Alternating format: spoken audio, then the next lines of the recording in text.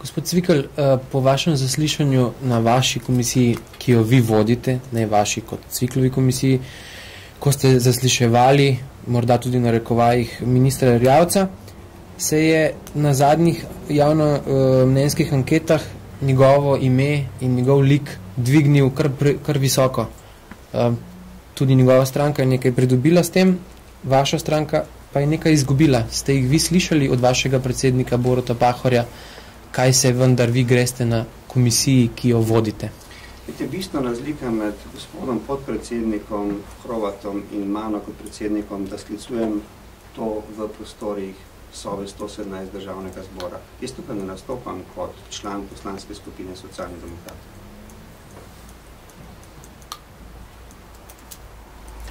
Kdaj lahko pričakujemo, da bo šlo naprej zdaj v tej zadevi s komisijo? No, jaz sem tam vas seznanil v pisnem gostilu, da 13., 14. in 15. zaslišujemo preostale priče in verjamem, da bi uspeli do konca maja pripraviti poročilo za sejo državnega zbora v juniju. Kdaj je gospod Janša povabljen? Mislim, da 14. maja 9:05. Je že bilo vročeno vabilo? Absolutno. Imamo izkazano, mislim, tako razumem, da je bilo izkazano pač vročilo in to je vse, kar vročila še ni? Da tudi ne pričakujem. Pričakujete, da bo do naslednje te seje še dosti prahu, recimo glede izvedence in tako naprej, se ta zgodba še rolala? Jaz moram reči, da jaz ne vem, zakaj se ta zgodba rola na točki, kako smo že rekli, nekega mnenja. Ne? Jaz mislim, da problem te zgodbe je zelo enostaven. Mi smo parlamentarna preiskovalna komisija in dobro bi bilo, da izvršna veja oblasti pusti zakonodajno vejo oblasti, da svoje delo upravlja. In enako velja za poslance koalicije in opozicije. Jaz sem zadovoljen za dosedanjim delom, sem pa seveda presenečen nad tem halojem takrat, ko smo dregnili v nekaj, kar je sporno samo za tiste, ki so se slabo pogajali. Se vam zdi sploh, da je še, da igra parlament, da ima sploh potrebno ustavno zajamčeno pozicijo, glede na to, da vi trdite, da vas izvršna veja oblasti pri pač zakonitem delu, ki ga upravljate v parlamentu, da vas ovira. Ni to že malo vprašljivo iz vidika ustave in nadzorne funkcije, ki ima parlament? Poglejte, v tem seveda si bo slovenska javnost svojo sodbo sama določila. Sam ocenjuje, da imamo probleme z demokracijo v tem mandatu. Konec koncev je to edina opozicijska parlamentarna preiskovalna komisija in jaz verjamem, da bodo kolegi, člani komisije in pa seveda ostale politične stranke vendar dojele, da je za dober razvoj demokracije pomembno krepiti parlamentarni nadzor. Gospod Cvikl, kako komentirate zahtevo Dušana Kumra, res da vašega poslanskega kolega, njegovo zahtevo za sklic nujne seje Komisije za nadzor varnostno-obveščevalnih služb, v tem vašem primeru med poizvedbami vojaške industrije iz tujine do poslancev državnega zbora, konkretno vas?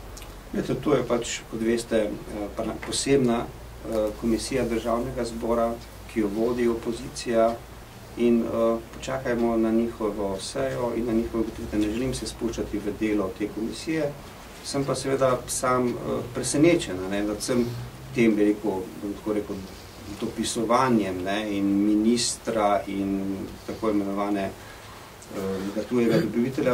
Kot sem bil presenečen, ko smo po nekaj dnevih usklajevanja včeraj popoldne ugotovili, da ne moremo na obisk v Gorenje.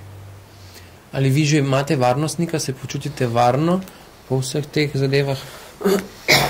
Jaz se počutim varno, sem pa seveda samo seznanil svoje bližnje, kdo je moj odvetnik. Kdo pa je vaš odvetnik? O tem pa vedo oni. Kako to, da ne morete v Gorenje? Ravno kar ste to omenili, Gorenje vendarle proizvaja predmet vaše preiskave. Ali ste dobili kakšen pisni razlog? Kakšno bo pojasnilo, da poslanci ne morete v Gorenje? Mi smo dobili, zadevala relativno enostavna, sam sem pač prosil sekretarko, da upravi ustrezno poizvedbo Bilo je vrsto tako imenovanih značilnih administrativnih zapletov, kdo pride, ali pride z nami varnostniki, kdaj pride, povedali smo, da pride člani preiskovalne komisije, prosili smo, da nam včeraj do 12, potem do 14 dajo potrdila ni bilo, torej vprašajte njih. Se pravi, ni bilo izrecne zavrnitve, samo potrdila ni bilo. Jaz mislim, da bi bilo zelo čudno, če bi kdo v Sloveniji, ki bo rabljal denar slovenskih davkoplačevalcev, dal izrečno zavrnitev.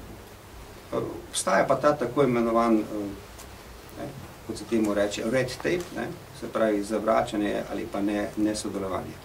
Naj povem nekaj, upravičujem se, ker sem pač tiskovno konferenco sklical 15, ampak šele ob 12:44 je na našo posebno zahtevo STA dal obvestilo in sporočilo uredništvom, čeprav so službe državnega zbora njih obvestile 10:22. A je to še slovenska tiskovna agencija ali samo koalicijska tiskovna agencija, pa seveda ne vem.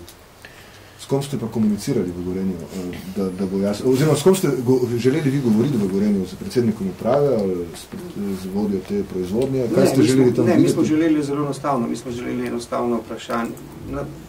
Mi ne vemo, kdo v Gorenju se s tem ukvarja, mi smo želeli na obisk proizvodne, da vidimo, kaj se res dela, ne na neke vabljene obiske ministra za obrambo, ker seveda mi nismo preiskovalna komisija ministrstva za obrambo, in zato smo želeli na obisk, pač v neki napovedani uri, relativno zgodaj zjutraj, ob 8, glede na sejo državnega zbora. Radi bi se pa pogovorili o tistem, kar potrebujemo za delo parlamentarne preiskovalne komisije, ko bomo zaslišali gospoda kot pričo predsednika nadzornega sveta Gorenja d.d. Še eno vprašanje bi imel, ko boste zasliševali, če vam bo to sicer uspelo, premijer Janeza Janšo, boste malo bolj mili, se boste zopet drli, boste imeli te izpade, kajti morebiti jim boste tudi SDS odvignili rating po naslednji javnomenski raziskavi. Poglejte, 4 ure in pol zasliševanja posameznih, kot se temu reče, prič, ki razumejo nastop na preiskovalni komisiji kot šaljivo dejanje, seveda pač včasih oteža delo predsednika. Sam sem rekel, da ja, mogoče je moj stil kdaj pregresiven, ampak mislim, da je predvsem zahteven, ker je tematika zahtevna. In gospoda in vse priče bomo zaslišali v skladu z seveda pravili, ki veljajo v zakonu. Čekaj, hvala lepa, lep dan.